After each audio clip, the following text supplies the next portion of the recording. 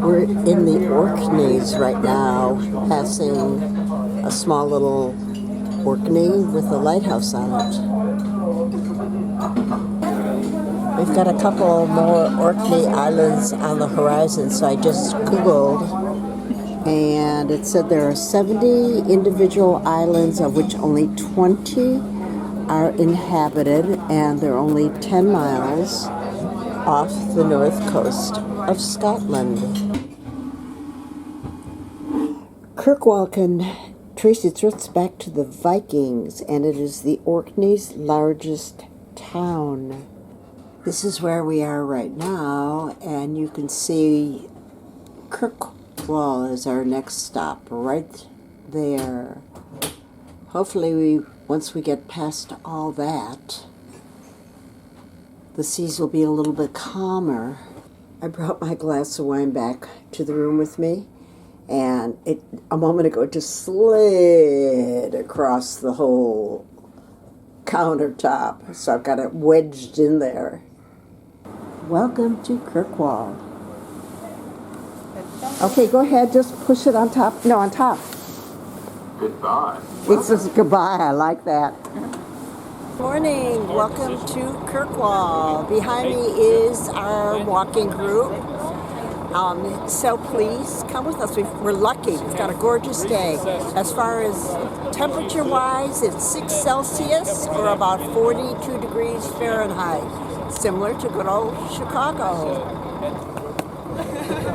The guy was doing a little step dance. Welcome to Orkney. My name's Dawn, and I will be your guide for It's a population of 9,500. Our included excursion will be on foot from the harbor, stroll along the ancient shoreline of Kirkwall, which dates to when the town was first founded by the Vikings.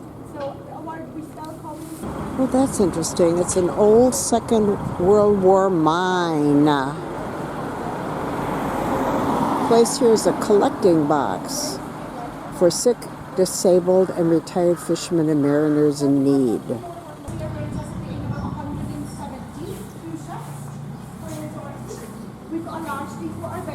Kirkwall was named by the Norsemen who came here in the 9th century. The church was St. Olaf's, and the relics of St. Magnus are thought to have been kept there.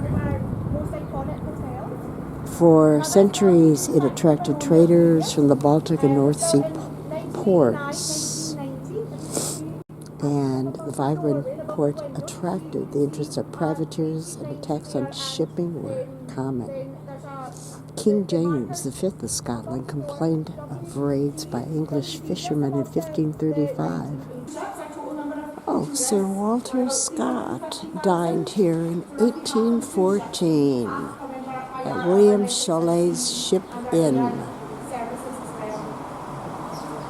And Sir Walter Scott actually visited Orkney. He visited Orkney back in 1814. And he came.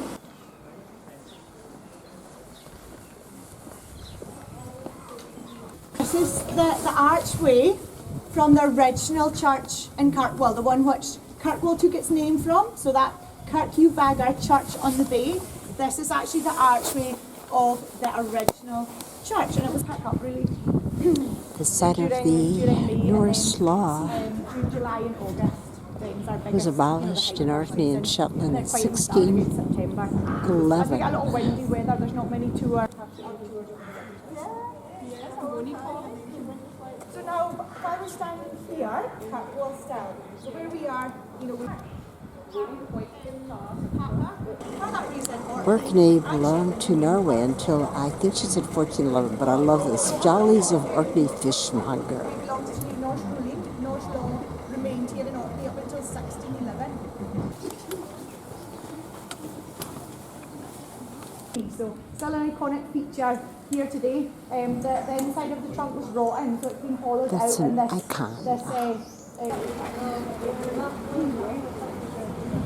Single malt. There are 3 distilleries here, but only 2 make whiskey. One makes gin. Established 1798. And here we have the Orkney Museum.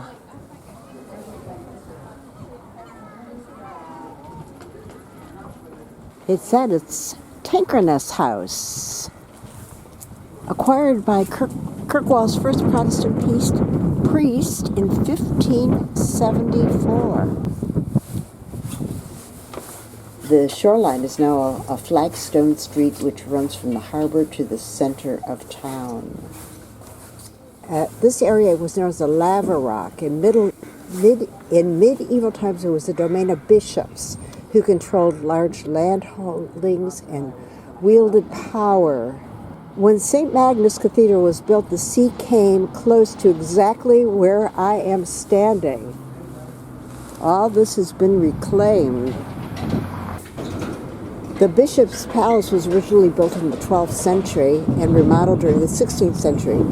King Haakon of Norway died there in 1263 on his return from the Battle of Largs, a failed attempt to expand his influence further down the west coast of Scotland.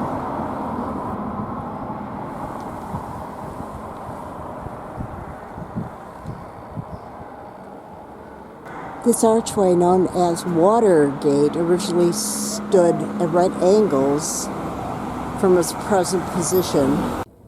The Earls and Bishops' Palaces once belonged to Earl Patrick Stewart, who used forced labor to build the Earl's Palace.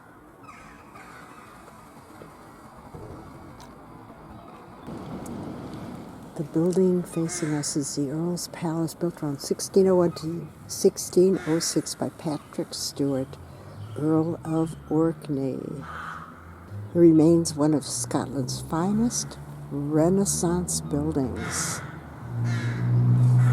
Listen to either the crows or the ravens. It reminds me of, the Tower of London, where as long as the ravens stay, or the Tower or England Will Never Fall. Sorry, I don't remember all of it, but you would know. Come on, all my UK friends, comment about what the proper saying is. That's interesting. The Wireless Museum, featuring wartime defenses and communications at Scapa Flow. Those are sculptures for sale. I'm not interested in that.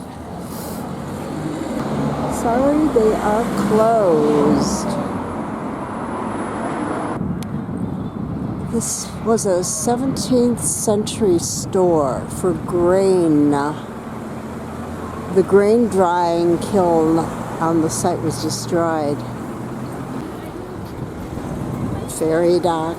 Too bad there's no beach around here, because Kirkwall has feral sheep that like to wander along the beach eating seaweed. That would be a sight.